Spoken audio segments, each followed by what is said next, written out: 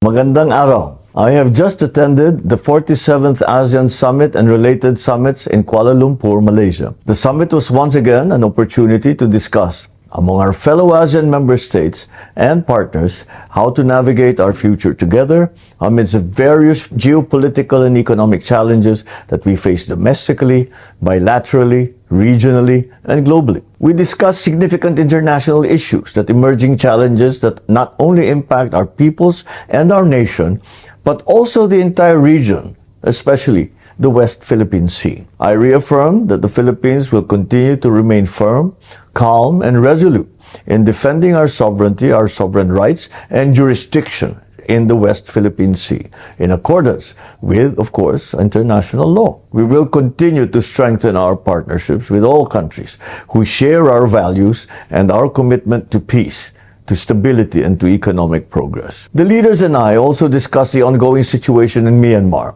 and the implementation of the 5-point consensus to bring about a peaceful and lasting solution, which is Myanmar-owned and Myanmar-led. During this past 47th summit, we welcomed the full accession of Timor-Leste as the 11th member of ASEAN. This is a historic step that reaffirms ASEAN's commitment to unity and inclusivity. We remain committed to pursuing initiatives that will support Timor-Leste's capacity to assume its obligations as a full member of ASEAN, with the end goal of further building a people-centered ASEAN. The leaders and I spoke about future-proofing our region through economic cooperation and sustainable growth. We heard discussions from the IMF, from the BRICS group, from G20, amongst others. We reaffirmed ASEAN's collective commitment to rules-based, open, inclusive, transparent, and non-discriminatory multilateral system. We strengthened our trade with external partners with upgrades in the ASEAN Trade in Goods Agreement,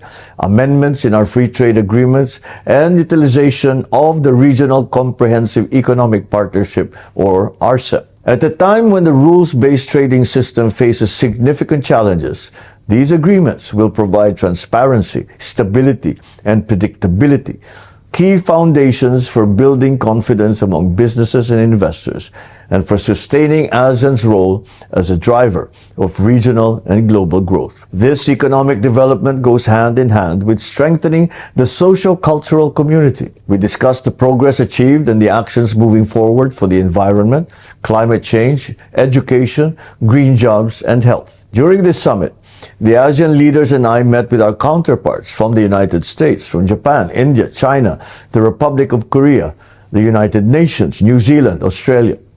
I highlighted the progress of our dialogue partnerships and how we envision the way forward together. On the sidelines of the summit, I met leaders and discussed ways to further strengthen our partnerships and expand cooperation in strategic areas. I met with the leaders of Cambodia, Canada, Thailand, Japan, the EU, Vietnam, Australia, New Zealand, and with the United Nations Secretary General. We reaffirmed our commitment to deepen bilateral relations and discussed cooperation on many fields of mutual interest.